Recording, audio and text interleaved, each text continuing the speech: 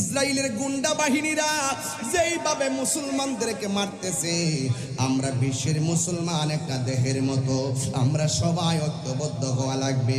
আমরা সেহরি খাইয়া ইফতার করি, আর ফিলিস্তিনের মানুষগুলা সেহরি নাই, ইফতার নাই, তারাবি পড়ে। আপনি বুঝতেছেন তো খাবারের জন্য তারা কি করতেছে?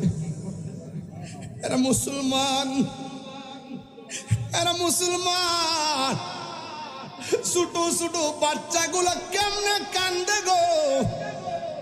এই কান্নার আওয়াজে রাতে ঘুম হয় না, চোখের মধ্যে পানি চলে আসে। আজকেও যখন ফেনী পার হলাম, ফেসবুকটার মধ্যে যখন দেখলাম ছোট ছোট বাচ্চারা প্লেট লইয়া লইয়া খাবার জন্য হাত বাড়াইতেছে। মুসলমান, কেমনে তোমরা আর কত ঘুমায়া থাকবা, আর কত ঘুমায়া থাকবা?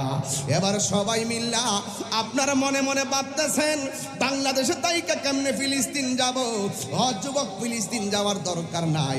আমি চ্যালেঞ্জ করে বলতে পারি, এই রমজান মাসে যদি কেউ ঘরের মধ্যে বৈশা তাহাজ্জুদের নামাজটা পইরা পইরা আমার আল্লাহর কাছে ফিলিস্তিনবাসীর জন্য দোয়া করো, আর আল্লাহকে যদি আমরা এইভাবে বলি, আল্লাহ, ও আল্লাহ গো, তোমার খানে কাবা যেমনে ধ্বংস করতে আসছিল আব্রাহার বাদশাহ, হুস্তি বাহিনী যখন নিয়ে আইছিল, তখন কিন্তু ওই কাবা ঘরের চত্বরে যেই মুসলমানরা ছিল, যেই মানুষগুলা ছিল, তারা আল্লাহর কাছে দোয়া করছিল, আল্লাহ আপনার ঘর আপনি রক্ষা করেন। আপনি কিন্তু আবাবিল পাখি পাঠাইয়া ওই ঘরটা রক্ষা করেছেন।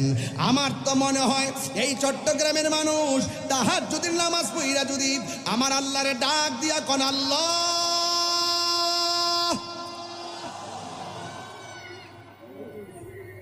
আল্লাহ,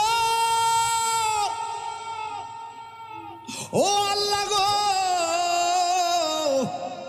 আমার তো মনে হয় তাহাজ্জুদের নামাজটা পড়িরা চোখের পানি ফেলাইয়া ডাক দিয়া যদি দুই, আল্লাহ, মুসলমানদেরকে তুমি রক্ষা করো, বা মুসলমানদের প্রথম কিবলাকে তুমি রক্ষা করো।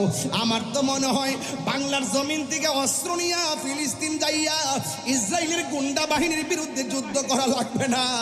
আমার মনে হয় বাংলার জমিনে